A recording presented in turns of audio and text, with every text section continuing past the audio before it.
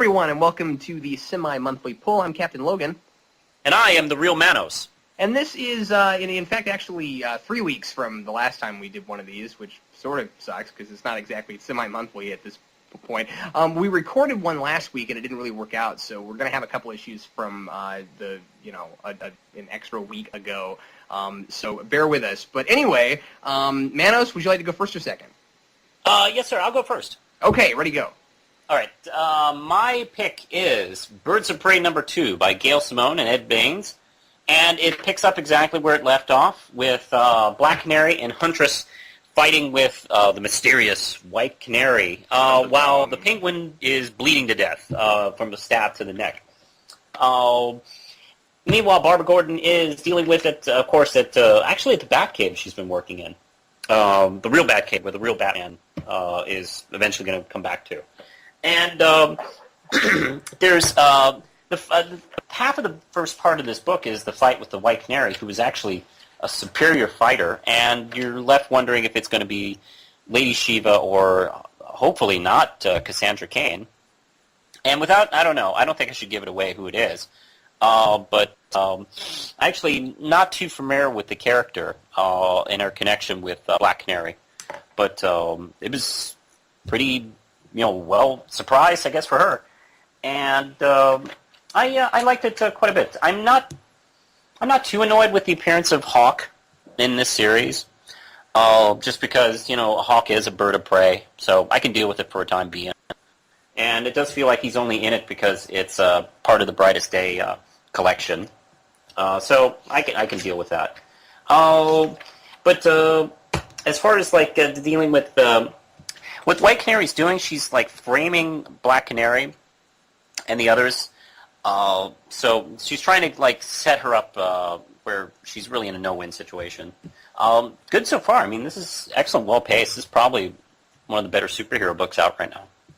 I give it 5 Ram chips.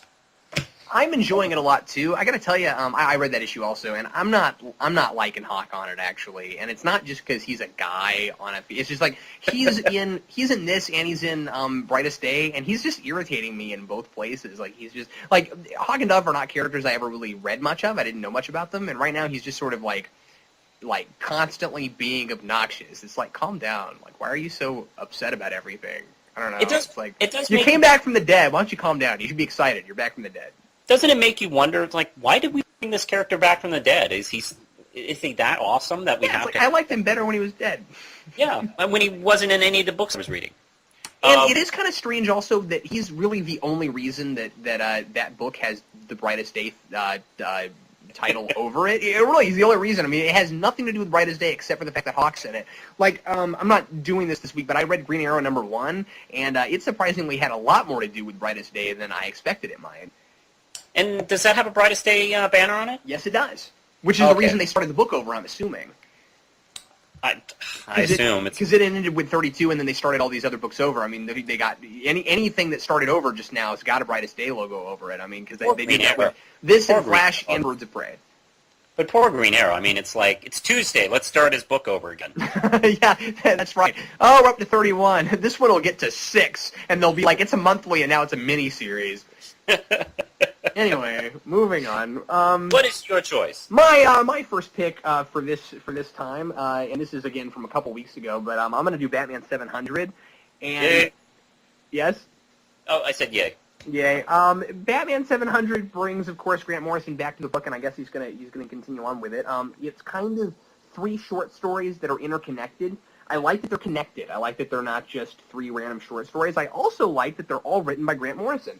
There's different artists for each one, and they all have art styles that are appropriate to the various time periods, because each of these 3 stories is set in a different time period. So the first one is a story from the past about Bruce Wayne. Yay, Bruce Wayne! Remember that guy? Yeah, whatever happened to him? I love this art style. They're going back in old school Batman, and it's old Batman and Robin costumes from the 80s. Mad Hatter's in it. I'm like, when was the last time I saw him? It's a old school Riddler costume, old school Joker. And it's all, but even though it's old school, it's not silly. It's got some creepy stuff going on, and they've got kind of they've got Batman, hooked up to a helmet thing, and he's like, in a kind of an alternate, reality sort of thing, but not really. And then, he gets out of it really quick. But then there's all this stuff throughout the whole book, through all the 3 time periods. It's all about people trying to get the Joker's joke book, which is really odd and interesting.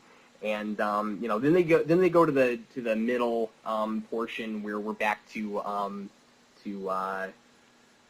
Dick Grayson, who see, I can't remember to call him Dick Grayson anymore because of what Manos likes to call him all the time. You mean the Dick Knight? Yes, I mean that. And can you say that on my channel? Well, anyway. His name is Dick. Yeah, that's true. It is. Yeah. Okay. All right. Anyway. But yeah, so we're back to that, and then it gets kind of more funky, sort of weird, confusing, because, it is Grant Morrison, writing, Dick Grayson and Damian. And I like how at the end of that section, Dick Grayson has this line, like Robin says, "How am I supposed to follow your insane leaps of logic?" And then after that panel, Batman says, "It'll all make sense one day." And I'm thinking, really? Because I hope so.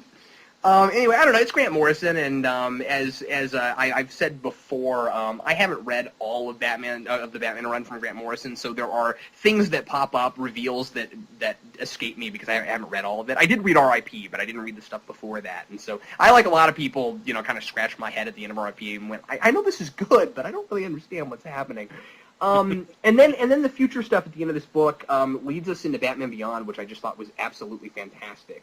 And because there's a line about McGinnis, and I'm like, wait a minute, McGinnis, and then it turns out that is where they're going, and they're about to do a Batman Beyond mini 6-issue mini, which I'm assuming is going to tie into that, and I think he's also supposed to be in the Batman Annual this year.